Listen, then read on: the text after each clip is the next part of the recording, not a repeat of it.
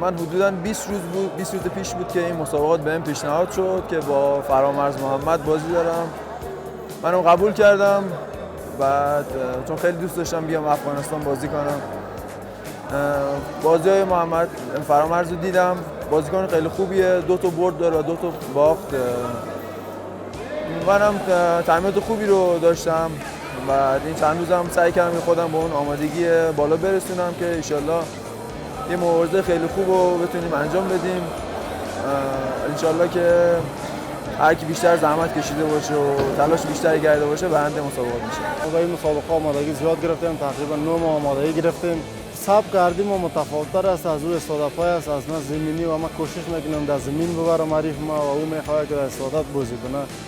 ولی هر کس که فیزیکش بالا بود، قدرتش بالا بود، همون پیروز میشه و با تب دل خود کار میکنه ان شاء الله. البته هیچ کس خوش نمیباشه برای وطن خود مسابقه کنه.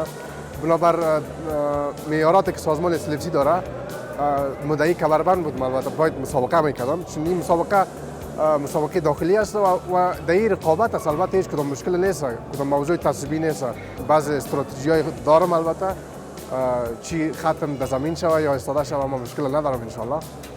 آماده 5 راوند است میشه بخیر ان شاء الله. مسابقه آخری از ماست ان شاء الله آماده باشیم. مسابقات پروفشنال در بخش می داشتم که خوشبختانه توانستم کمربند اسلفسی را از آن خود کنم و حریف ما زکی اسکرایپر بود که با بار دوم همراه ما مسابقه کرد و مبارزه کرد و توسط نمره ما توانستم شکستش بدم و این بار هم زکی هموطن ماست، برادر ما وارث.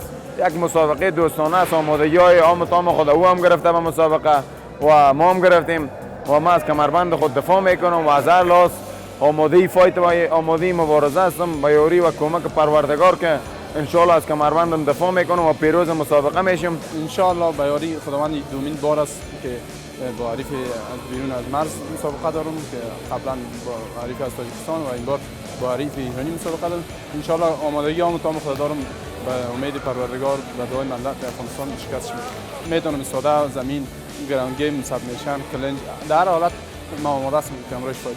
اگر نکاوتی نداشته باشه ان شاء الله راوند 3 نمیره، امکان داره در سابمیشن تمام شه. 9 ماه نبودیم، به حساب مسابقات به تعویق افتیده بود، قرنطینه آمد و بعدا مسابقات به خاطر بعض مشکلات تکنیکی کنسل شد و قرار است که دور 11 بخیر امی جمعه برگزار شود و کوشش بیشتر ممی است که همیشه آماده تر باشم و چون مسابقات با هر دور که راه پیدا میکنم و بیشتر بالا رفته میرم قوی تر شده میره و آمادگی خاص خود گرفتیم ان شاء الله بتونم که به وطنم افتخار کنم.